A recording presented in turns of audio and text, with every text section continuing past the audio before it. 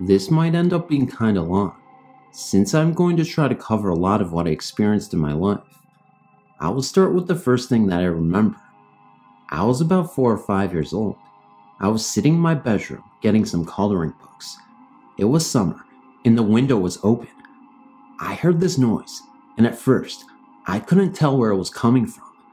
I looked towards the window, and the sound faded. It sounded sort of like a lawnmower. Well, I went back to what I was doing, and the noise just got louder. I realized the noise wasn't coming from my window, but from the other side of my room, where the closet was. I looked over and saw this black orb hovering over the molding of this closet. It was moving in the swaying motion, and the noise I was hearing came from the black orb. I screamed and curled up into a ball. I continued to scream until my mom reached my bedroom. She looked terrified and kept asking me what was wrong. Well, my little brain could only assume it was a black bee, which she didn't find amusing. She said she thought someone was trying to kill me because of the way I was screaming. From that point on, I read everything I could get my hands on about ghosts. Nothing happened for many years after the first incident. My father was in the military, and we were moved from Alaska to North Dakota my sophomore year of high school. I'm not going to get into everything that happened down there, since it was a daily occurrence down there, no matter where in town I was. In brief, let's just say the blacker than black negative things, everywhere. Luckily, the people that I normally hung out with saw them too, so I didn't feel like I was going crazy. They ranged in height from 1 foot to over 7 feet. There was one we even nicknamed Split Toes. Keep in mind, there were more than one of them. I lived in Minot for just under 1 year, and I'll never step foot there again. On top of the shadows, there were many other things that happened, ranging from smells, to noises, to the absolute feeling of being chased, the fear. My sister even saw them, though it traumatized her so badly she shut down, and now says she didn't. Now, I know this sounds crazy, but I know that there are other people out there that have experienced these things. I know what happened down there was not an overactive imagination. We all from time to time will wake up with cuts we couldn't explain, or have them appear out of nowhere, sometimes singular, sometimes looking like a tiny clawed hand had hit us, and rarely bite marks. We were told by a friend's mother to wear sage in little leather bags for protection. I still wear one, even though I am back in Alaska. After Minot, things slowed down a lot. I had a few more experiences with the shadows. After a while, I had had enough. I yelled at them and told them if they agreed to leave me alone, I would pretend they didn't exist. It has been pretty much quiet ever since those moments. The last time I had experience like that was out in Cooper Landing, Alaska, just a few years ago. I left Minot almost 8 years ago. My friend invited me and a few other people to her parents' cabin for the night. We drove out there from Anchorage at around 8 p.m. in the winter. I don't know if you're familiar with Alaska seasons and such, but in the winter, it's hardly ever light out, maybe a couple hours a day during the time period we went out there. So anyways, we drive out there to Cooper Landing in the dark on really icy roads. We finally get out there, and at first sight, this place made me nervous. I was determined to have a good time, so I forgot my initial feeling on the cabin. The night went well. The cabin was set up in a very open layout. There was a wall that went halfway across the middle of the cabin, with the living room on one side and 3 sets of bunk beds on the other. Come to find out, it used to be her grandmother's cabin before she died. We all decided to go to sleep. My friend and her boyfriend pulled out the futon in the living room and went to sleep. Me and my boyfriend were laying on the bunk bed, where we could look into the side of the cabin where the living room was. We were just talking, and all of a sudden, we started to hear this noise. It started by the living room, but outside, and worked its way around the cabin, but the noise would continue to come from everywhere it already had been. It was sort of like wailing. It reminded me of what a banshee might sound like. I was really freaking out, and asked my boyfriend what the hell it was. He said it was a ghost crying. I looked out to where the living room was, and this thing started to appear, starting at the top and kind of whirlwinding down. My boyfriend saw it and leapt to the bunk bed directly across and was freaking out. I started demanding he go turn on the light and wouldn't stop until he did. Finally he did, and the thing disappeared. My friend woke up and told us things like that always happen out there, and we just need to get used to it. I was really upset she didn't tell me. Neither me or my boyfriend could sleep till it got light outside. Nothing else happened that night, but I have no desire to try my luck again. Since then, I haven't had any encounters with anything that appeared as a shadow. I've seen ghosts that appear like people look, in color, and they don't scare me at all. I'm not sure what the black things are, and I'm not sure I want to know. I do know that as long as I don't think about them, I don't have any problems with them. Oh, I almost forgot. Eucalan is another really creepy place up here. Not the cemetery, but the village, or what's left of it. I only got to spend about 15 minutes out there, but there was more than enough to feel it out. There's some very bad vibes out there, and as we were leaving, I saw something back in the trees. As soon as I looked at it, it darted behind a tree. It was dark out, so I don't know what it was, but it didn't look like a person. When we were driving back to Anchorage, on the outbound side of the highway, there was an accident, and this huge bull moose was on the side of the road dead, but none of the vehicles looked like they had hit it. A moose hitting your car would crumple it like a soda can. Well, that's all I have for this morning. Maybe sometime I'll go more in depth about my experiences in Minot, but not yet. I don't like talking about it when it's dark outside.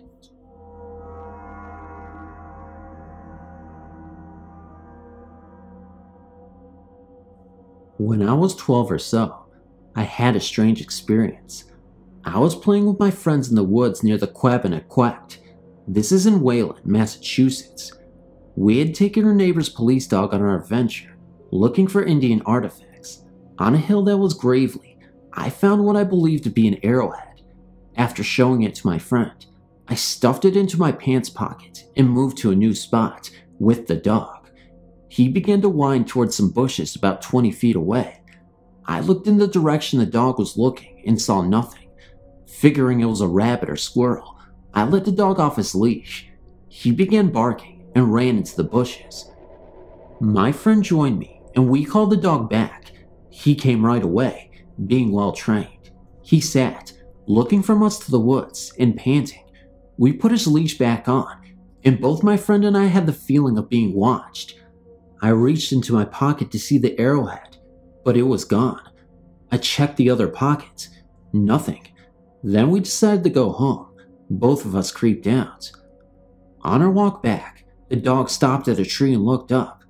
We looked up, and at least 30 feet up, we saw a piece of bloody fur stuck to the tree. We ran back to the neighbors and returned the dog. Not wanting to get laughed at, we didn't tell her about the fur. My friend got her bike and went halfway with me to my house. When I got in the door, the phone rang. It was my friend. She asked if I was okay. I was fine. I told her. Then she explained he'd seen someone lurking in the bushes of the only empty house in my neighborhood, and they seemed to be following me. I dismissed it and ate dinner. That night, a storm came. The thunder and lightning woke me up. During a flash of light, I saw a tall, thin figure at the foot of my bed. I think it was a man. He wore all black, a long odd jacket, and had very long arms. They reached his knees. On his head was a stovepipe hat that was too high, and had a wide brim so his face was shadowed. As I looked at him, so terrified to scream, he raised his arm and pointed at me with a long finger. Another flash of light, and he was gone. In the morning at school before homeroom, I asked my friend to describe the person she had seen the day before in the bushes. She said he was thin and had a weird hat, like Lincoln wore. Of course, I was freaked out. I don't know how much later, maybe a month or more, I was doing homework on my bed and heard scuffling in my closet. Thinking it was the cat, I opened the door to scoot him out.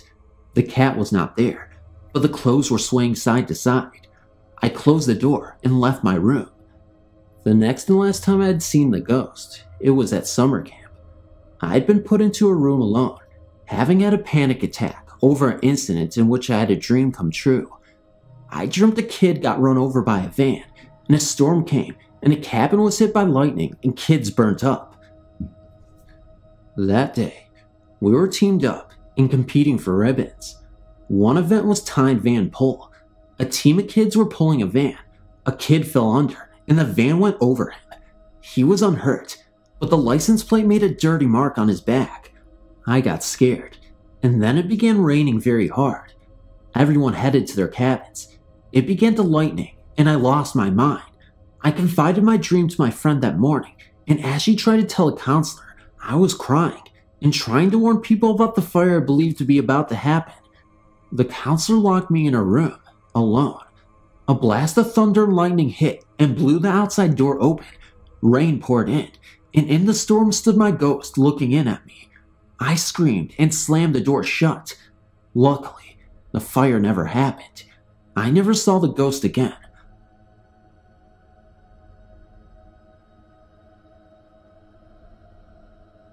I had recently visited Vegas last month with my mother, father, and friend. We stayed at the Flamingo Hotel on the Vegas Strip. My friend Dave and I stayed in one room, and my parents in another. Dave and I were the only ones with keys for this room. Well, we stayed for 5 days, and for the first few days, I kept hearing the faucet in the bathroom go on and off with no one in there. One night, I had a horrible dream of me dying, and I woke up. When I awoke, I saw 2 figures in my room. One of the figures was a chubby man, and he was standing in front of my friend's bed, sipping what looked like a martini, or at least in a martini glass. The other resembled a woman, and she was near her luggage. This is definitely not the first experience I've had with ghosts, and I make sure I know what I'm looking at before I make a judgment. So, after looking at them for a minute or two, I turned away, and they were still there when I turned back.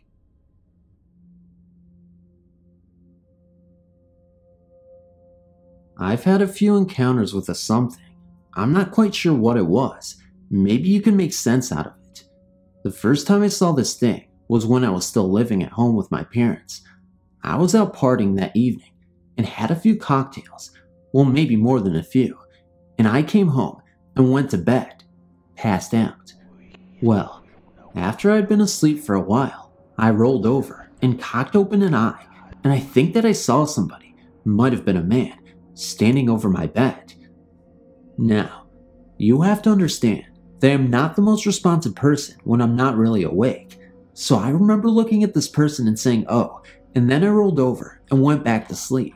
I think that I might have come back a couple of times, but like I said, I didn't really take notice of it till the next morning when I was fully awake and thought, did that really happen? Then when I got married and was pregnant with my first child, I think that thing came back again, but just for a couple of weeks. I'd gone to bed early and I was really tired because I was still in my first trimester. My husband was downstairs and I'd just fallen asleep when something woke me up. At first I thought it was my husband trying to talk to me, but it was something standing over my bed. I think that I said something back and looked again, and there was nothing there. I had to turn the lights on to see if something was really there. The next weekend, the same thing happened on Friday night. I'd just gone to sleep, and the thing started talking to me again and woke me up, and then went away. The next night, it was like this thing was right in my face yelling and waving hands at me, and I got mad because I was trying to sleep, and I said, "Would you just screw off?" Now, I haven't seen anything since that episode, and we have moved across country, and I haven't seen anything in our new place either. They never scared me or anything, but I'm kinda happy that I haven't seen anything in a long while. Kinda gives you the heebie-jeebies when you think about it. But since we have moved, I had a second son, David, who is 6 months old. When we went back home for a visit, I was telling my sister that I think David sees ghosts, because he'll focus on something and then all of a sudden just start laughing and smiling, something my first son never did. Well, a half hour after I had told her that we went out to get some sushi, I had to run out of the restaurant for a second and my sister was holding David. The sushi guy was saying how cute he was, and then he said, totally out of the blue, "Does he see angels?" I thought that was really weird and quite a coincidence. Well, thank you for listening to what I think are my experiences with a spirit.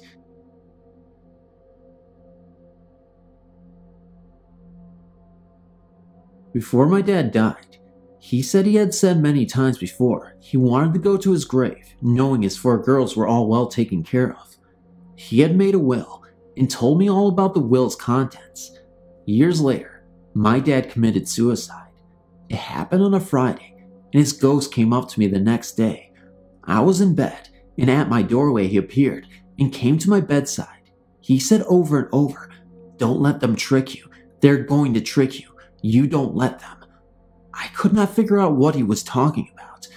The appearance was real, and there was no mistake about what he said or what he meant. However, at the time, I was so sick with grief, I had no idea what it meant. A week later, my mother declares there is no will and insists all 4 girls sign our share of the inheritance over to her. We of course do. However, I am insisting yes, there is a will. My daddy told me, and he told me what it said. To sum it up, I investigated for 13 years. I was right, there was a will, just like my dad told me.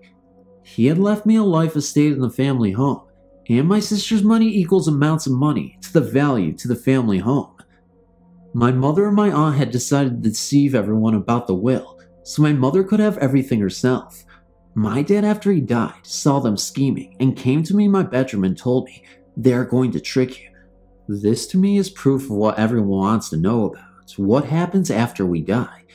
It proves that our loved ones can oversee, to some extent, what happens to us. My dad has always said he wanted to go to his grave by knowing his girls were well taken care of. When my mother destroyed his will, she also destroyed his rest in peace. I think it's pretty obvious that he came back to try and make things the way it was supposed to be.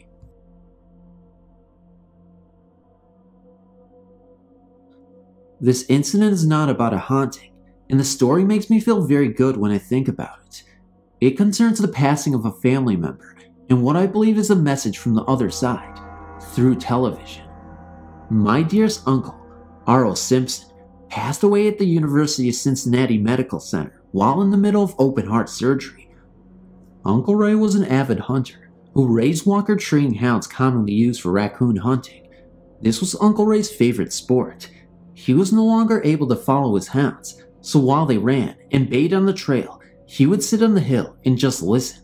When he was finished, he would use his hunter's horn and call his dogs back in. The last thing my uncle told me was that he would talk to me after the operation, one way or the other, as he put it. Unfortunately, as I mentioned, he did not survive the operation.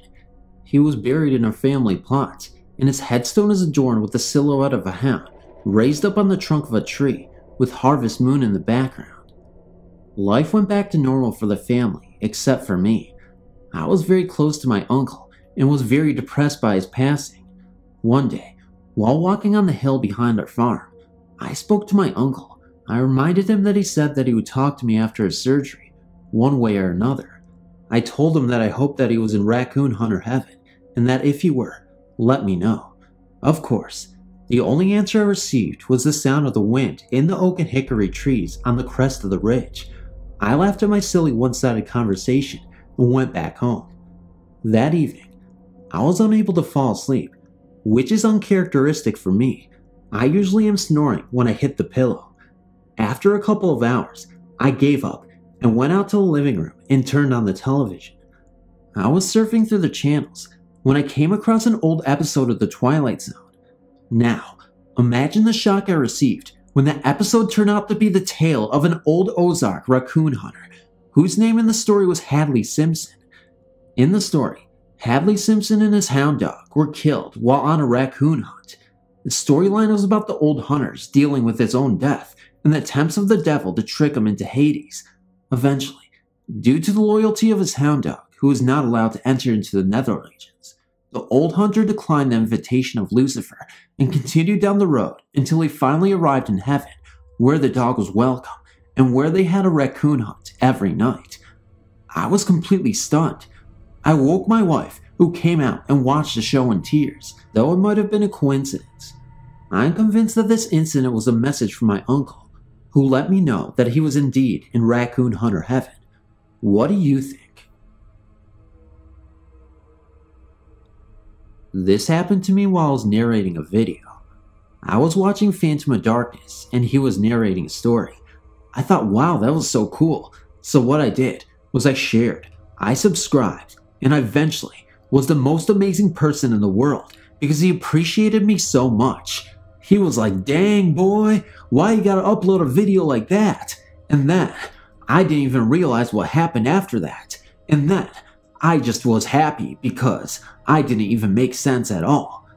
And so that was the story about how Phantom thought he was a good narrator and someone tried to share his video, but he actually forced them to share it because he kidnapped them in his basement, and now he's got them narrating stories 24/7. Hey guys, I didn't realize what I was doing. Actually, I realized what I was doing. I was trying to be weird. But anyway, guys, thank you so much again for tuning in to this special edition of Phantom of Darkness's horror narrations. I don't know what I'm saying. Guys, really, it's been a pleasure and joy to be your narrator once again, and I really appreciate everything that you guys have done for me, really. And like I said, I'm never going to stop saying thank you because I know how much you guys mean to me, and I know how much you guys improved this channel just by your engagement and just by leaving comments in the comment section below. As always, I encourage you to leave a comment and just be nice to me or mean to me, or you want to troll me, I don't care. It doesn't matter. But guys, seriously, I'm glad you enjoy my work, and I appreciate everything that you've done for me. Okay, so Monday, we're going to have Uncultured Gamer show up, we're going to have Walking Virus show up, and we're going to collab together, okay guys? And we're going to have a video coming out, so you guys better check that out, and you better slap your butts together and just create some crazy concoction of amazingness. I don't even know how I said crazy like that. I can't even repeat what I just did. That was cringy as a mofo. Anyway, guys, no, I'm so happy that you guys are still watching my videos after all this time. I'm lucky because I'm so crazy and yet you guys still watch me. But seriously, guys, good night, good morning. I will see you in the next video. Good night, good morning. I just said that. Okay, whatever. Bye.